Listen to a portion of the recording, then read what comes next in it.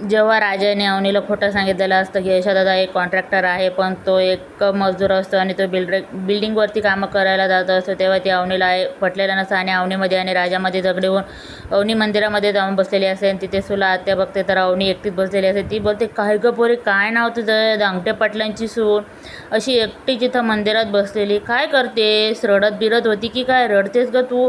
कशासाठी रडतेस? तुला कोणी काय बोललं का? राजा बिजा काय तो यश वगैरे? कारण सगळे तिथे मुलंच राहतात, त्यांच्यामध्ये बाई माणूस एक पण नाही. का तुझा सासरा काय बोलला तो अण्णा? तेव्हा अवनी बोलते, नाही मला कोणीच काही बोललं नाही, मला माझ्या आईवडिलांची आठवण आली म्हणून मला रडू येत आहे, म्हणून मी इथे येऊन बसले आहे. तेव्हा ती बोलते, हो येणारच ना, सासरी त्रास झाला म्हणून तुला तर रडू आईवडिलांची आठवण येणारच ना. ज्या मुलीला सासरी त्रास होतो त्यांना मुलीला आईवडिलांची आठवण येते, पण तू तुझ्या आईवडिलांकडे कशी जाणार? कारण तू तुझ्या पायावरती धोंडा पाडून घेतला या दांगटे पाटलांची सून. हे दिसतात तसे नाही, खूप डेंजर लोक आहे हा. तू विश्वास नको ठेवू त्या राजावरती आणि त्यांच्यावरती.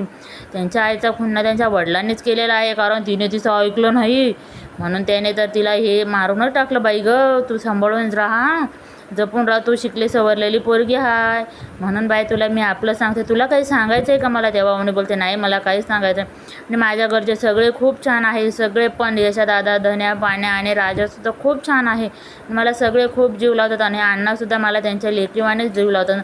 तेव्हा ती बोलते, हो 9चे 9 दिवस लावणारच. मला वाटलं 9चे 9 दिवस संपले की काय, तुझ्या तोंडून तर ऐकते 9चे 9 दिवस तर आहेच ग पोरी, जपून राहा बाई.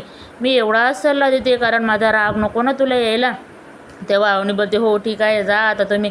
तेव्हा सुला ते बोलते, ज्याचं करावं भलं ते म्हणतं माझं कशाला करते भलं. जाते बाई मी, काय माझंच भलं करून फायदा, मी कुणाला सांगते ना, माझंच तोंड वाईट दिसत जाते मी.